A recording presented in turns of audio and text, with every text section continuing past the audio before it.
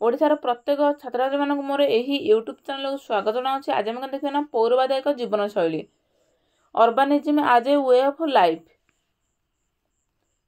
पौरवाद जहाँ नगरवाद ताहा सेम जिना है तुम डाउट कले पड़ जाओ पौरवाद कौन नगरवाद कौन दीटा सेम कि इंग्लीश टा पढ़ो तुम जानदेव सेम जिना अर्बानिज्म आज ए वे ऑफ लाइफ है। यार पूर्व भिडियो जो सब देखना प्लेलिस्ट जाई देखीदेव ता सहित कौन ना ये पौरवाद एक जीवन शैली ये गोटाक लंघुशन पर कौन तुम यूनिट 1 पूरा सरीज है या पर यूनिट 2 टाक स्टार्ट करदे यूनिट 1 टा गोटा लंघुशन पर सरीज है। तो जब भिडियो तुम भल अच्छे तेज येस कर गोटे कमेंट करदे जब भल ना तेज नो कर कमेंट करी कमेंट बक्स निश्चित भाव में जनइबे। पौरवाद एक जीवन शैली अर्बानिज्म आज ए वे ऑफ लाइफ। पौरवाद एक जीवन शैली अटे एवं एक उच्च श्रेणी संप्रदाय भाव यह कौन लुईस वार्थଙ୍କ प्रबंध अर्बानिज्म आज ए वे ऑफ लाइफ रे विकसित होता। से कौन कह पौरवाद एक जीवन शैली अटे और सहित कौन ना ये कौन उच्च श्रेणी संप्रदाय भाव यह कौन परिचित। पौरवादटा कौन नगरवादटा कौन ना उच्च श्रेणी लोक मान कौन संप्रदाय से कौन सूचाई।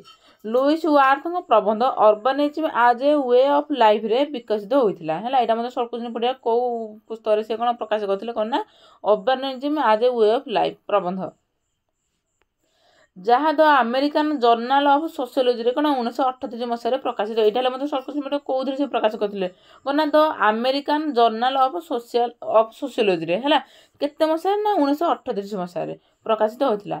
तांको मतरे नगरवाद एक जीवन शैली अटे। नगरवाद कौन गोटे जीवन शैली अटे यह ग्राम्य जीवन शैली ठार संपूर्ण कौन विपरीत अटे।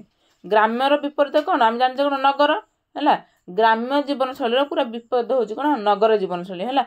ग्राम्य मुख्यतः कौन ना सामूहिक ग्राम्य मुख्यतः कौन ना प्राथमिक संपर्क देखा जाए कि कौन सहर कौन ना गौण संपर्क देखा जाए कौन तार विपरीत है ना ग्राम्य कौन ना प्राथमिक संपर्क देखा जाए कि सहरांचल कौन ना गौण संपर्क देखा जाए से भाव कौन पूरा विपरीत है। एवं ये कौन ना औपचारिक सामाजिक नियंत्रण परिदुष्ट ये कौन अनौपचारिक नियंत्रण परिदुष्ट हो न था कौन औपचारिक सामाजिक नियंत्रण कौन परिदुष्ट होता है। नेक्स्ट कौन ना लुईस वार्थ होउछन जने अमेरिकार समाजशास्त्री जे कि चिकागो स्कूल ऑफ सोशियोलॉजी जने कौन विद्वान अटंती।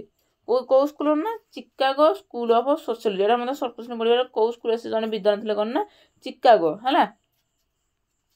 से निजर लेखा माध्यम नगर समाजशास्त्र विकास घटाई। अर्बानिज्म संप्रदायटी पौर केन्द्र देखा जाइथिबा जीवन शैली उपर कौन आधारित। अर्बानिज्मटा कौन ना जो कौन पौर केन्द्र देखा जाए कौन जीवन शैली उपर एटा कौन आधारित लोक मानकर है। सहर गुड़िक व्यक्ति मान सहर गुड़िक व्यक्तिवाद को वृद्धि करुथिबारे से देखा पाइले। सहर गुड़िक कौन ना व्यक्तिवाद ग्रामांचल कौन ना से समूह सामूहिक सामूहिक किपर भाव सामूहिक मंगल हो सीटा साधन करते कि सहरांचल कौन ना व्यक्तिवाद उपर कौन अधिक गुरुत्व जी निज निजर कौन सुविधा सुजोग देखा निजे कि भल भल सबकि सुविधा सुजोग उपभोग करें से कौन व्यक्तिगत देखा जाए सहरांचल कि ग्रामांचल ना ग्रामांचल कौन सामूहिक देखा जाए है वृद्धि करता से कौन देखा पाई से नाम विहीनता को मतलब सहर एक प्रमुख गुण दर्शाई। नाम विहीनता मतलब कौन ग्रामांचल लोक मैंने जानी था क्या ना कौन किए कौन कम कर कि सहरांचल कौन किए क्या विषय कौन विषय कौन जानी पार ना क्या ना कौन जान था कि किए कौन कम कौन कर कौन कौन किसी जना पड़ी न थाए से कौन नाम भिन्नता तार मुख्य गोटे गुण है। यार पूर्व भिडियो गुण तार देखी मतलब लंग क्वेश्चन जहाँ कौन जहाँ सहर जीवन जहाँ सहर जीवन कौन प्रतिफलित जहाँ कौन सहर जीवन कौन देखा जाए है। परिवार ऐक्य उपर सहर प्रभाव से कौन दर्शाई। परिवार जो एकता अच्छी तापर कौन सब प्रभाव पड़ुଛି सहरांचल माने सहर प्रभाव से कौन दर्शाइछन है।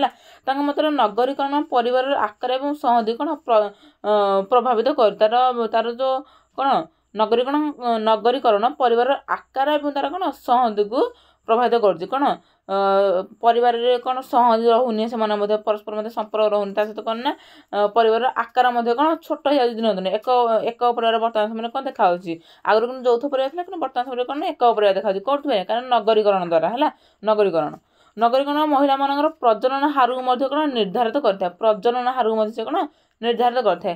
ଅଧିକାଂଶ ଦେଶରେ ଉଭୟ ସ୍ୱାମୀ ଓ ସ୍ତ୍ରୀ କ୍ଷୁଦ୍ର ପରିବାରକୁ ପସନ୍ଦ କରୁଛନ୍ତି। କ'ଣ କ୍ଷୁଦ୍ର, ଆମେ ଦୁଇ ଆମର ଗୋଟିଏ, ତାଙ୍କର ସ୍ୱାମୀ ସ୍ତ୍ରୀ ଜଣେ ତାଙ୍କର ଗୋଟିଏ ସନ୍ତାନ ଥିବ, କ'ଣ ସେମାନେ କ'ଣ କ୍ଷୁଦ୍ର ପରିବାର କ'ଣ ପସନ୍ଦ କରନ୍ତି। କେଉଁ ଅଞ୍ଚଳରେ ନା ସହରାଞ୍ଚଳ, ଗ୍ରାମାଞ୍ଚଳରେ ବିଶେଷ ସେଟା ଦେଖାଯାଇ ନଥାଏ, କେବଳ ସହରାଞ୍ଚଳରେ ହିଁ ଦେଖାଯାଇଥାଏ। ଏବଂ ଅଧିକାଂଶ କ୍ଷେତ୍ରରେ ସେମାନେ କ'ଣ ସନ୍ତାନ ସନ୍ତତି ବିନା ବଞ୍ଚିବାକୁ ପସନ୍ଦ କରନ୍ତି। ବର୍ତ୍ତମାନ ସମୟରେ ଗୋଟେ ଟ୍ରେଣ୍ଡ ଚାଲିଲାଣି କ'ଣ ନା ସନ୍ତାନ ସନ୍ତତିକୁ ସେମାନେ କ'ଣ ଜନ୍ମ କରିନଥାନ୍ତି, ସେଇଟା ମଧ୍ୟ କ'ଣ ସନ୍ତାନ ସନ୍ତତି ବିନା ସେମାନେ ରହିବାକୁ କ'ଣ ଚେଷ୍ଟା କରିଥାନ୍ତି। ସ୍ୱାମୀ ସ୍ତ୍ରୀ 2 ଜଣ ହିଁ ରହିବା ସେମାନେ କ'ଣ ପସନ୍ଦ କରିଥାନ୍ତି। ବର୍ତ୍ତମାନ ସମୟରେ ଅଧିକାଂଶ ସମୟରେ କ'ଣ ଦେଖାଯାଇଥାଏ ହେଲା, ଯାହାଦ୍ୱାରା କ'ଣ ଦେଶର ମୋଟାମୋଟି ପ୍ରଜନନ ହାର କ'ଣ ହ୍ରାସ ପାଇଥାଏ। ତାର କ'ଣ ପ୍ରଜନନ ହାରଟା ହ୍ରାସ ପାଇଥାଏ। ଯଦି ସହରାଞ୍ଚଳରେ ମନେକର ପ୍ରତିବର୍ଷ ବା ପ୍ରତି ବର୍ଷ କ'ଣ ଯଦି 1000 ମନେକର 200-300 ଲୋକ ମନେକର ସନ୍ତାନ ସନ୍ତତି ଜନ୍ମ କରିବେନି, ଯାହାଦ୍ୱାରା କ'ଣ ଜନ୍ମ ହାରର ହ୍ରାସ ପାଇବନି ନା ଦିନକୁ ଦିନ ହେଲା, ସେଇଟା ଏଠି ଦର୍ଶାଯାଇଛି କ'ଣ ନା। ଏବଂ ଗ୍ରାମାଞ୍ଚଳରୁ ସହରାଞ୍ଚଳକୁ ଜନସଂଖ୍ୟାର ସ୍ଥାନାନ୍ତରଣ କ'ଣ ହୋଇଥାଏ।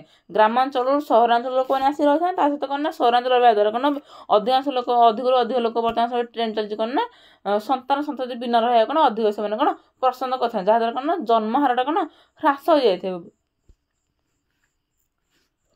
ୱାରେନ୍ଙ୍କ ମତରେ ନଗରୀକରଣର ଅନ୍ୟ ଏକ ଗୁଣ ହେଲା ବିବାହ ବିଳମ୍ବିତ ହୋଇଥାଏ, ବିଳମ୍ବରେ କ'ଣ ବିବାହ କରିଥାନ୍ତି ଏବଂ ବେଳେବେଳେ ସ୍ଥଗିତ ରହିଯାଇଥାଏ। ବିବାହଟା କ'ଣ ବିବାହ କରିନଥାନ୍ତି, ଅବିବାହିତ ଭାବରେ ସେମାନେ କ'ଣ ରହିଯାଇଥାନ୍ତି। ଅବିବାହିତ ଲୋକମାନଙ୍କର ସଂଖ୍ୟା ବୃଦ୍ଧି ହୋଇଥାଏ ହେଲା, କ'ଣ ନା ଲୋକମାନେ ମାନେ କ'ଣ ବର୍ତ୍ତମାନ ସମୟରେ କ'ଣ ନା ସହରାଞ୍ଚଳର ନଗରୀକରଣ ଦ୍ୱାରା କ'ଣ ନା ବିବାହ ବିଳମ୍ବରେ ଲୋକ କରିଥାନ୍ତି, ତା ସହିତ କ'ଣ ନା ବିବାହ ଅଧା ଲୋକ କ'ଣ ସ୍ଥଗିତ ରହିଯାଇଥାଏ। ମାନେ କ'ଣ ସେମାନେ ବିବାହ କରିବାକୁ ଚାହିଁନଥାନ୍ତି ହେଲା, ଅବିବାହିତ ଭାବେ କ'ଣ ରହିଥାନ୍ତି, ଯାହାଦ୍ୱାରା ସେମାନଙ୍କ ଜନସଂଖ୍ୟା ମଧ୍ୟ କ'ଣ ବୃଦ୍ଧି ହୋଇଥାଏ ଅବିବାହିତ ଲୋକମାନଙ୍କର, ଯାହା କ'ଣ ସାମାଜିକ ପୃଥକୀକରଣକୁ ବୃଦ୍ଧି ହୁଏ। ସାମାଜିକ କ'ଣ ପୃଥକୀକରଣଟା ଅଧିକ ବଢ଼ିଯାଇଥାଏ।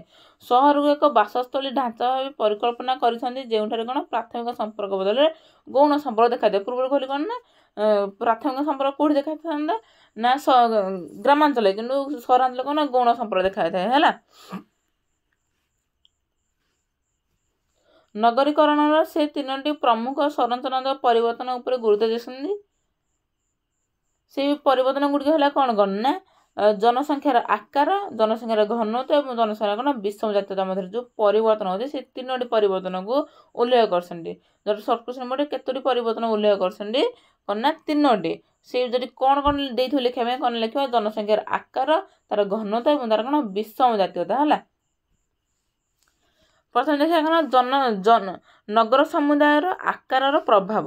ନଗର ସମୁଦାୟ ଆକାର ପ୍ରଭାବ, ଯେଉଁ ଜନସଂଖ୍ୟାର ଯେଉଁ ଆକାର ଯେତେବେଳେ ବଢ଼ି ଯାଉଛି ତାର ପ୍ରଭାବ କ'ଣ ପଡ଼ୁଛି ହେଲା। ଏମିତି ହେଡ଼ିଙ୍ଗ ପଏଣ୍ଟ ଦେଇକି ମଧ୍ୟ ଲେଖିବ ଏକ୍ଜାମରେ। ପ୍ରଥମ ପଏଣ୍ଟ ହେଲା ବିଶାଳ ଜନସଂଖ୍ୟା ସହିତ ବିବିଧତା ବୃଦ୍ଧି ପାଇଥାଏ। ଜନସଂଖ୍ୟା ବୃଦ୍ଧି ହେବା ସହିତ ସେମାନଙ୍କ ମଧ୍ୟ କ'ଣ ବିବିଧତା ମଧ୍ୟ ବୃଦ୍ଧି ପାଇଥାଏ। ନେକ୍ସଟ ହେଲା କ'ଣ ଜନସଂଖ୍ୟାର ଆକାର ବୃଦ୍ଧି ହେବା ସହିତ ଅଧିକରୁ ଅଧିକ ବିଶେଷୀକରଣ ଏବଂ ସାମାଜିକ ଭୂମିକାରେ ପ୍ରକାଶିତ ବିବିଧତା ବୃଦ୍ଧି ପାଇଥାଏ ହେଲା। ନେକ୍ସଟ ହେଲା କ'ଣ ନା ନାମ ବିହୀନତା ବୃଦ୍ଧି, ସେମାନେ କ'ଣ କିଏ କାହା ବିଷୟରେ କିଛି ଜାଣିନଥାନ୍ତି, ନାମ ବିହୀନତା ମଧ୍ୟ ହେଲେ କ'ଣ ବୃଦ୍ଧି ପାଇଯାଇଥାଏ। ନେକ୍ସଟ ହେଲା କ'ଣ ଘନତ୍ୱର ପ୍ରଭାବ। ଜନସଂଖ୍ୟାର ଘନତ୍ୱ ହେଲେ କ'ଣ ପ୍ରଭାବ ପଡ଼ୁଛି, ଅତ୍ୟଧିକ ଘନତ୍ୱ ଅପରିଚିତ ମାନଙ୍କ ସହିତ ବଞ୍ଚିବା ପାଇଁ ଅତ୍ୟଧିକ ସହନଶୀଳତା ସୃଷ୍ଟି କରିବା ସହିତ ଅଧିକ ଚାପ ମଧ୍ୟ କ'ଣ ସୃଷ୍ଟି କରିଥାଏ। ନେକ୍ସଟ ହେଲା କ'ଣ ଏକ ସୁବିଧାଜନକ ଏବଂ କମ୍ ବ୍ୟୟରେ ଜୀବନଯାପନ ନିମନ୍ତେ ଲୋକମାନେ କ'ଣ ଘନତ୍ୱରୁ ମୁକ୍ତି ପାଇବା ପାଇଁ କ'ଣ ଚେଷ୍ଟା କରିଥାନ୍ତି। କମ୍ ଜନସଂଖ୍ୟା ହେଲେ କ'ଣ ସେମାନେ କ'ଣ କମ୍ ଖର୍ଚ୍ଚ ହେବ, ଗହଳି ମାନେ କ'ଣ ଗହଳି ମଧ୍ୟ କ'ଣ କମିବ, ସୁବିଧାରେ ସେମାନେ ମଧ୍ୟ ସୁବିଧା ସୁଯୋଗ ମଧ୍ୟ କ'ଣ ପାଇପାରିବା, ସେଥିପାଇଁ ସେ କ'ଣ ଘନତ୍ୱରୁ ମୁକ୍ତି ପାଇବା ପାଇଁ ସେମାନେ କ'ଣ ଚେଷ୍ଟା କରିଥାନ୍ତି ହେଲା।